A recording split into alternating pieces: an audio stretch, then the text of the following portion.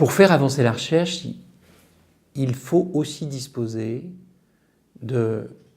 d'échantillons ou de fragments de tumeurs ou d'échantillons de cellules quand il s'agit de leucémie pour regarder au sein de ces cellules de la maladie ce qui a fait que cette maladie est survenue.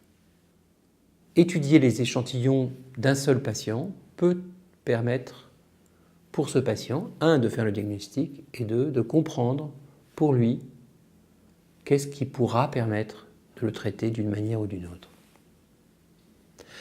Garder dans une bibliothèque qui est une espèce de bibliothèque d'échantillons provenant de tumeurs d'une même maladie ou de différentes maladies,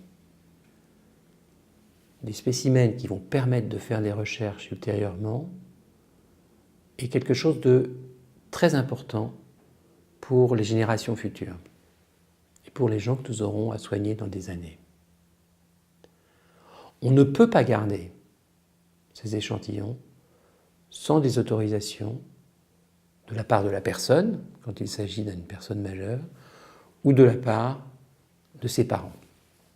Expliquer au moment du diagnostic, lorsqu'on est en train de parler du danger de cette maladie, du risque de mourir, des complications, des traitements, qu'en plus il faut garder des échantillons, des spécimens, est quelque chose qui est apparemment inapproprié, mais qui est très important pour le futur. Ne pas garder des traces de la maladie serait une mauvaise chose. Des diagnostics peuvent être reconsidérés. Il faut toujours être capable de retourner aux échantillons qui ont permis de faire le diagnostic.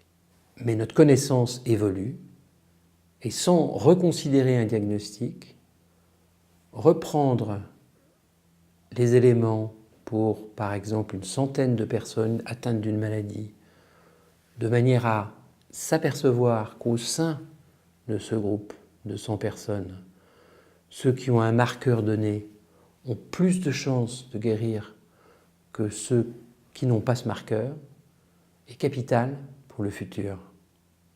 Donc la notion de biotech en oncologie pédiatrique devient capitale pour nous permettre, au cours des années à venir, de faire les études qui permettront de mieux caractériser les maladies et aussi de mieux les traiter. Les parents qui vont accepter que des spécimens soient gardés dans cette optique sont partie prenante dans cette chaîne de solidarité qui nous permet d'avancer dans ce domaine.